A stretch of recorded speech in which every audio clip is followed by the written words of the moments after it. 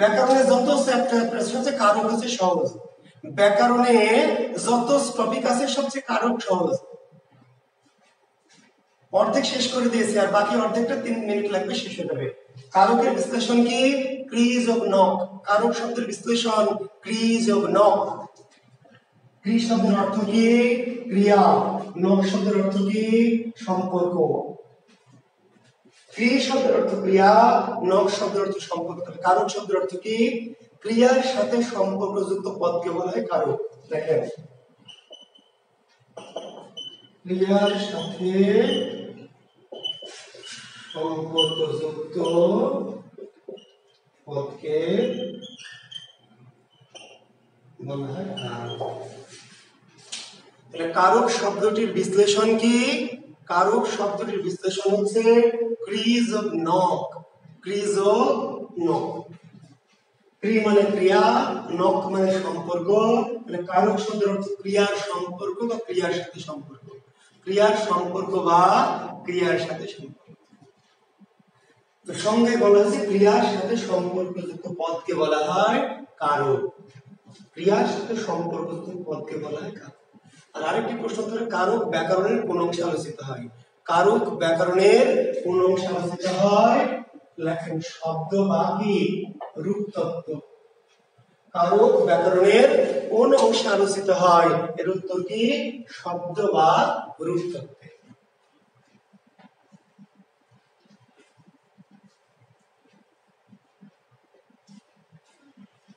কারক নির্ণয় করেন। কারক কেন? আমি বললাম যে কারক বাংলা ব্যাকরণের সবচেয়ে সহজতম টপিক। তারপরেও কারক পড়েন না।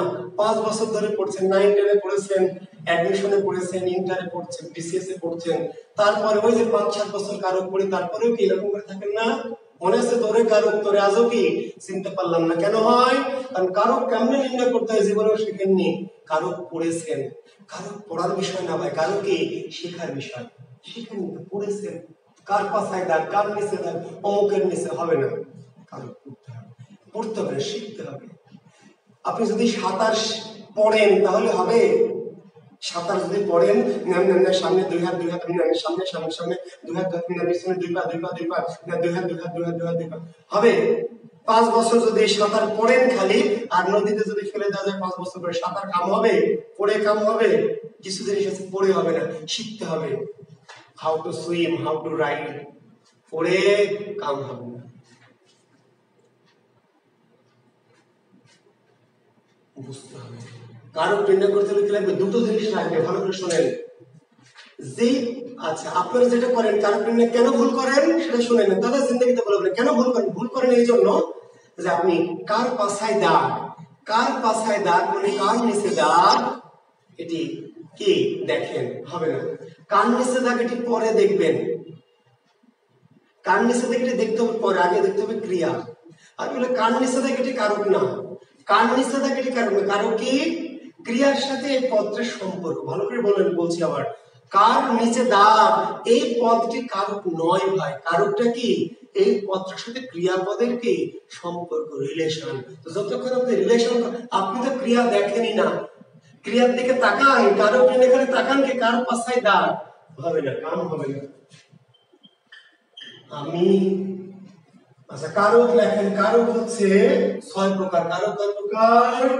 6 প্রকার। কর্তৃকারক, কর্মকারক, করণকারক, অধিকরণকারক, অপাদানকারক, আর কি সম্পাদনকারক।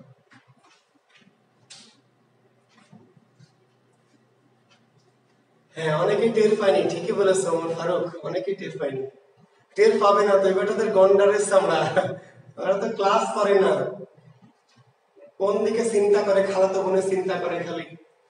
হ্যাঁ, কারক 6 প্রকার। কর্তৃকারক, কর্মকারক, করণকারক, অধিকরণকারক, অপাদানকারক, সম্প্রদানকারক।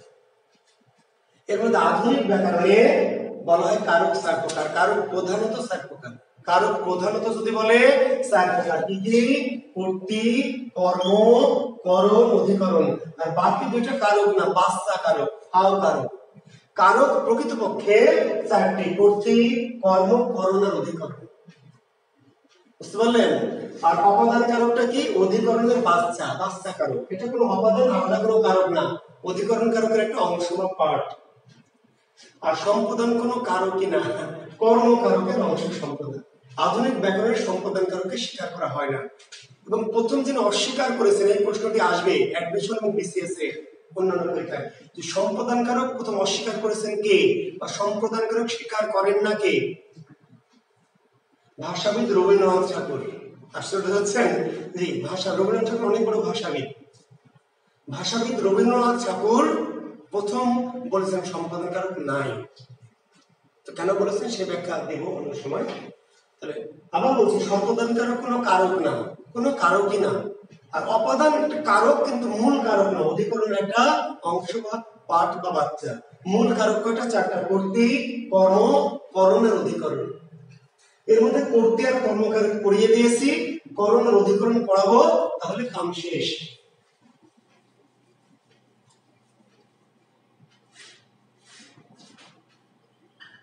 আমি ভাত খাই। ভাই 5 মিনিট ধৈর্য ধরবেন, কারণ বেশি সময় নাই তো। যেহেতু 19 তারিখ, আমি 15 তারিখের আগে শেষ করব, 14-15 তারিখের মধ্যে ইনশাআল্লাহ কোর্সটা শেষ করে ফেলবো। শেষও করবো, আবার কোনো কিছু বাকিও রাখবো না। এই জন্যই তো এত কিছু আপনাদের জোর করে পড়াচ্ছি, বুঝতে পারলেন? শেষও করবো, আবার কোনো কিছু বাকিও রাখবো। এখন ফাঁকি দিয়ে শেষ করতে চাইলে শেষ করে দিতে পারি, কিন্তু আমি ফাঁকি দিতে চাই না, এটা আমার একটা বৈশিষ্ট্য, ফাঁকি দেই না। তো আমি শেষও করবো, আবার কোনো কিছু বাকিও রাখবো না। যে খালাতো ভাইয়ের কথা চিন্তা করতে পারি, যে ঠিক বলেছেন।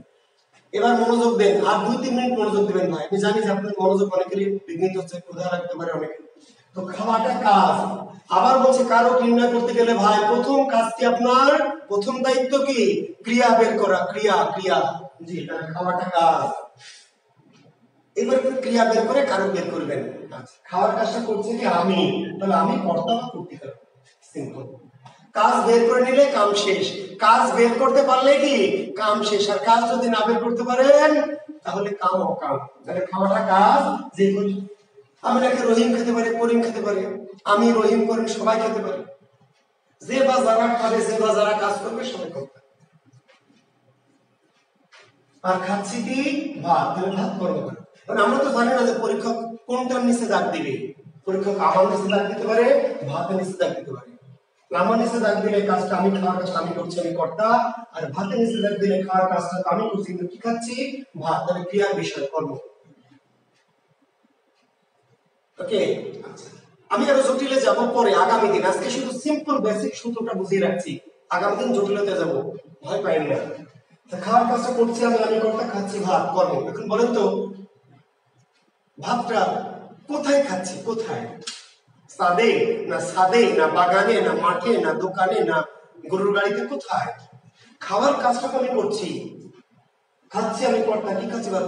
কোথায় করছি? কাজটা কোনো না কোনো জায়গায় করছি। সেটা কি বাক্য উল্লেখ করেছে? উল্লেখ করেনি ভাই। বাক্য উল্লেখ করতে বাধ্য? ওই যে ওই ডায়লগ, যে বাক্য কোনো কিছু উল্লেখ করতে বাধ্য না, ক্রিয়া বাদ দিয়ে।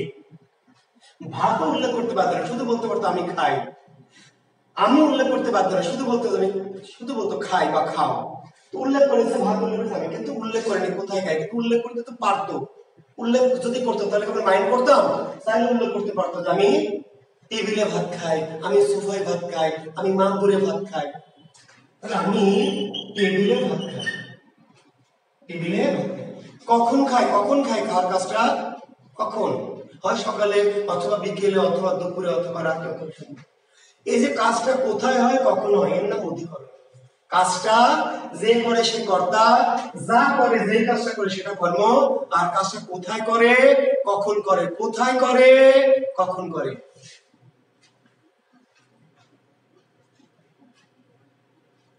ওরে পণ্ডিত অবনী, ওইটাও শেখাবো, ওই মালও শেখাবো। কোনো মাল বাদ রেখে জুয়েল মান ক্লাস শেষ করবে না। দাগ দেবে না পরীক্ষকের, বাপ দাগ দেওয়ার দরকার নাই। বললাম বাংলাদেশের কোনো পরীক্ষক নাই যে তোমাকে কারো আটকাবে। আমি ক্লাসটা করো, থামো, একটু ধৈর্যের বাঁধটা বাঁধো। আমি সকালবেলা তাহলে খাওয়াটা কাজ করছি আমি কর্তা, কি খাচ্ছি? ভাত বা রুটি বা ছাতু বা বিড়ি, তাহলে একটা কর্ম। কোথায় খাচ্ছি? টেবিলে। কোথায় টেবিলে? কখন? সকালে বা দুপুরে বা রাতে। অধিকরণ কোথায়, কখন। ক্রিয়াটা কোথায় হয়, কখন হয়। কোথায় হয়, কখন হয়, অধিকরণ। এখন আমি টেবিলে ধরে নিলাম, আমি কোথায় খাই? টেবিলে। অধিকরণ কখন খাই? সকালে। এটা অধিকরণ। সকালে নাকি রাতে খেতে পারি। আচ্ছা, সকালে আমাকে টেবিলে ভাত দিয়েছে, আমি খাচ্ছি। ভাত আছে আমার সামনে টেবিলে। তাহলে ভাত খেতে গিয়ে আমি কি করব? মুখটা ভাতের সামনে নিয়ে যাব, নিয়ে হা করব। ভাত ঢুকবে না মুখের মধ্যে? ঢুকবে না। তাহলে কি বলবো? ভাত ঢোক, ঢোক সিসিং, ভাত ঢোক। ঢুকবে? তন্ত্র মন্ত্র তপ জপ সোরা কেরাত করলে ঢুকবে না ভাত? না, ঢুকবে না ভাই। ভাতটা আমি খাবো, কিন্তু আমাকে একটা জিনিসের সাহায্য নিতে হবে। কার সাহায্য নিতে হবে? হাতের সাহায্য নিতে হবে। হাতের। তাহলে কাজটা, ভাত খাওয়ার কাজটা হাত করবে না আমি করব? কি করবে? হাত। ভাত খাওয়ার কাজটা হাত করবে না, আমি করবো। আমি খাবো, কিন্তু সাহায্য নিব কার? হাতের। কর্মকার। তখন বলছেন হাত তুললে করেনি, না করুক, নাও করতে পারে। এবং না করে তো আপনাকে বিভ্রান্ত করবে। আমি টেবিলে বসে সকালবেলা টেবিলে বসে ভাত খাই, আপনাকে প্রশ্ন করবে করণ কারক কোনটি। তো আপনি ভাববেন যে করণ তো এখানে একটা হবে, হয় টেবিল, নাহলে সকালবেলা, নাহলে ভাত। নাও থাকতে পারে। না দিয়ে তো আপনাকে পাগলা বানাবে যে আমি সকালবেলা টেবিলে ভাত খাই, এই ব্যাখ্যা করণ কারক কোনটি। এখন আপনি তো ঝাঁপ দিবেন যে নিশ্চয় একটা না একটা করণ আছে। নাও থাকতে পারে, থাকবে। আপনাকে কে বলেছে? আছে কিনা সেটি বের করে তো আপনার কাজ। নাও থাকতে পারে।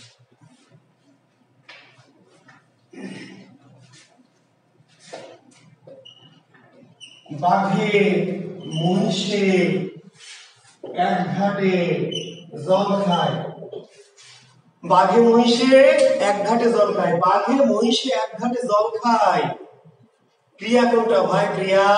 ক্রিয়া বের করবেন। কারকের প্রশ্ন এলে, কারকের কথা এলে, কোনো কথা নাই, কার পাছায় দাগ পরে আগে আপনি ক্রিয়াটা বের করে নেবেন, তারপর কার পাছায় দাগ দেখবেন, নাইলে বিপদ হবে। খাওয়াটা কাজ। খাওয়াটা কি কাজ? খাচ্ছে কে? কে খাচ্ছে? বাঘ না মহিষ? দুজনে খাচ্ছে। আরো অনেকে খেতে পারে। বাঘ, মহিষ, গন্ডার, ভেড়া, বেজি, ছাগল, কুত্তা, সবাই খেতে পারে। খাক্কা যতজন খাবে সবাই কর্তা। তাহলে বাঘ মহিষ দুজনে কর্তা। খাচ্ছে কি বাঘ মহিষ? খাওয়ার বিষয় কি? জল। জল হচ্ছে কখন। ঘটনাটা কোথায় ঘটাচ্ছে? খাওয়ার কাজটা কোথায় করছে ভাই? কোথায়? ঘটনাটা কোথায় ঘটাচ্ছে? যে এক ঘাটে, এক ঘাটে। অধিকরণ কখন ঘটাচ্ছে? দেওয়া নাই, উল্লেখ করা নাই। নাই তো নাই। সকালে খেতে পারে, দুপুরে খেতে পারে, বিকেলে খেতে পারে, রাতে খেতে পারে। করেনি। কোথায় বলেনি, কখন, কোথায় বলেছে? এক ঘাটে। কখন বলেনি? দুইটা নাও থাকতে পারে, একটা আছে। এক ঘাট। অধিকরণ। এই যে বাঘ বা মহিষে জল খায়, কি দিয়ে খায়? উল্লেখ করেনি। তো উল্লেখ করেনি তো করেনি, করণ নাই। বলতে পারতো বাঘ মহিষ মুখ দিয়ে জল খায়, সুর দিয়ে জল খায়, গিলাস দিয়ে জল খায়, পাইপ দিয়ে জল খায়। খাইলে আপনার আপত্তি আছে? যদি পরীক্ষা দিত যে বাঘে মহিষে গ্লাসে করে জল খায়, আপনার কোনো সমস্যা আছে? সমস্যা থাকলে থাকুক গা, পরীক্ষাকে নাই। তাহলে বাঘ মহিষ জল খায়। কি খায়? জল। কর্ম কোথায় খায়? এক ঘাটে। কখন খায়? সকালে বা দুপুরে বা রাতে। কিসের সাহায্যে? মুখের সাহায্যে, ঠোঁটের সাহায্যে।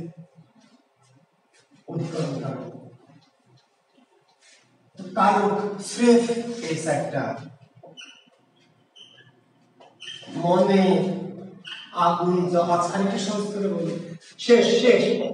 রেখো মা দাসিরে মনে। অ্যাডমিশনের প্রশ্ন হবে। অ্যাডমিশনে জি, এখনই শেষ করবো। জি, রেখো মা দাসের মনে। অ্যাডমিশন টেস্ট ওয়ালারা ভালো করে খেয়াল করেন, আপনাদের কিন্তু কারক আসবে। বিসিএসসি নাও আসতে পারে, বিসিএসসি সিলেবাসে যদিও নাই তবু আসে মাঝে মধ্যে। রেখো মা দাসের মনে। ক্রিয়া কোনটা? ক্রিয়া। জি, ক্রিয়া। রাখাটা হলো কাজ। রাখা। ক্রিয়া কোনটা? রাখা। রাখা। রাখার কাজটা করবে কে? কর্তাকে বলেন। কর্তাকে।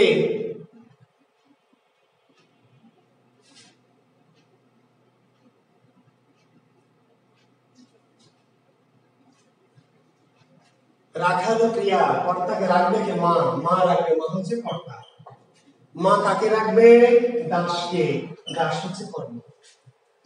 মন কি? আপনাদের কাছে প্রশ্ন, শেষ প্রশ্ন আজকে দিনের, বলেন মন কি? মন, মন কোন কাজ? রাখাটা কাজ। রাখার কাজ করবে কে? মা, কর্তা। মা রাখবে কি? দাসকে। দাস হচ্ছে কি? কর্ম। মন কোন কারক?